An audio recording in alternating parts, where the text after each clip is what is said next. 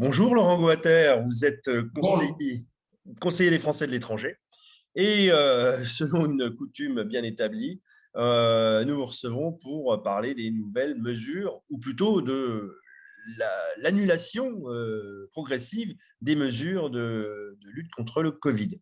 Donc au 1er octobre 2021, le gouvernement portugais a encore lâché du lest, on va dire. Expliquez-nous s'il vous plaît.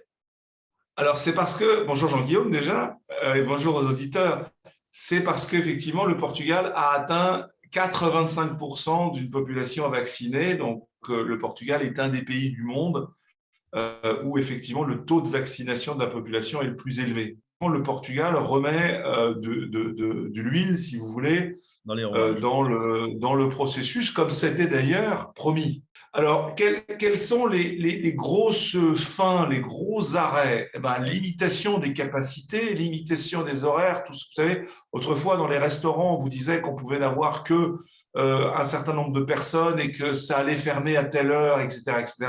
Ça, c'est arrêté. Donc aujourd'hui, les restaurants, les boutiques, pour les mariages, pour les spectacles, vous utilisez la totalité de la Merci. capacité de la salle. Donc ça, nos amis commerçants attendaient cela avec beaucoup, beaucoup d'attente, avec beaucoup d'impatience.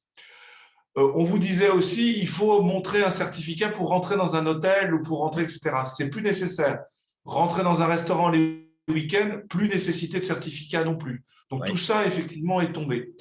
On a beaucoup de nos auditeurs qui disent ah oui, mais moi j'aime aller au gymnase, etc. Les leçons de groupe, c'est pareil. Plus besoin non plus de montrer un certificat identitaire sur les leçons de groupe. Dans quoi on reste, des mesures restent en vigueur? Dans quel secteur, dans quelle Alors, activité?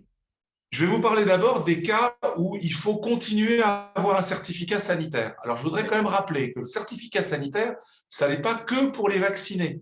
absolument. À l'intérieur du certificat sanitaire, pour 85% des gens, c'est qu'ils ont été vaccinés, on est Oui, d'accord, mais il y a 15% de gens qui choisissent de faire des tests à chaque fois qu'ils savent qu'ils vont avoir besoin de faire un certificat. Et donc, vous allez en fait télécharger votre test pour valider ce certificat sanitaire pendant la période où effectivement le test vous couvre.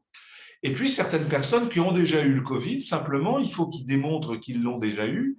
Et le fait d'être en rémission oui, va leur permettre d'avoir un certificat sanitaire. Donc, quand on dit certificat sanitaire, on ne dit pas nécessairement que les personnes sont vaccinées. oui, Alors, ce certificat sanitaire, il va être nécessaire fondamentalement dans 4 grandes situations. Les grands spectacles.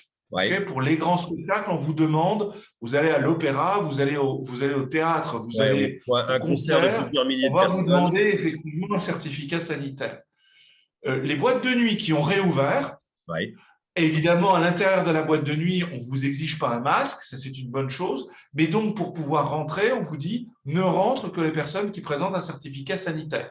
oui, Les voyages, comme les voyages, c'est international, ça impose effectivement des règles. Ce sont les fameuses règles européennes qui ont été définies.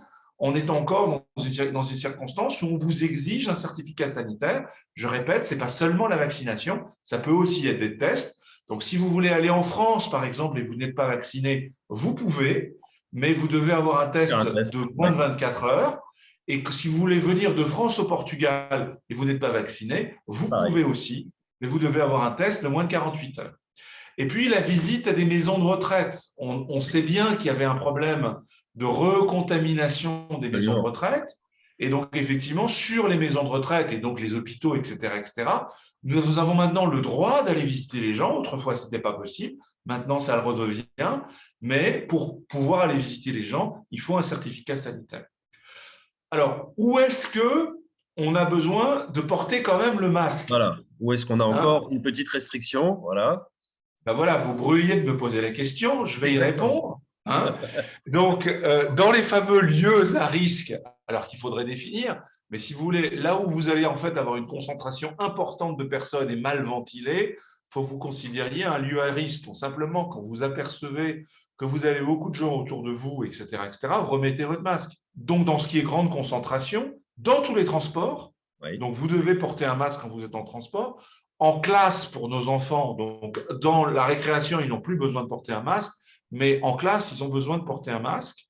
Dans les maisons de retraite, on en a parlé, où il faut aussi porter son passe sanitaire, dans les hôpitaux, dans tous les établissements de santé, et puis dans les centres commerciaux de plus de 400 mètres carrés. Donc, voir. Très bien. Et puis, il y a une mesure aussi qui concerne tous les gens qui travaillent, c'est que le télétravail n'est plus très fortement conseillé, ou même non, s'il était même imposé quand il était possible. Ça Ouais. n'est plus le cas. Et je pense que la circulation sur Lisbonne ces derniers jours nous prouve que, que Ah les oui, gens, oui, oui, effectivement, oui. sont contents de retourner au bureau, Oui, j'ai oui, l'impression. oui. Et puis on a l'impression que ça faisait longtemps qu'ils ne conduisaient pas parce qu'ils ont perdu des habitudes. Le port du masque va être obligatoire dans les ascenseurs, par exemple. Dans un ascenseur, vous ne pouvez pas respecter la règle des 2 mètres. Donc en fait, on retourne à la fameuse règle des 2 mètres. Ouais.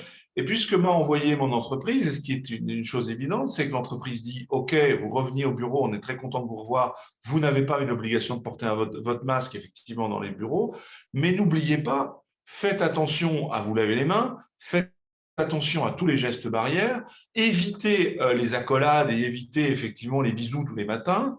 Et donc, dans l'entreprise, on vous dit simplement, revenez au bureau, vous n'avez pas besoin de porter votre masque au bureau dès lors que vous arrivez à maintenir les 2 mètres de différence.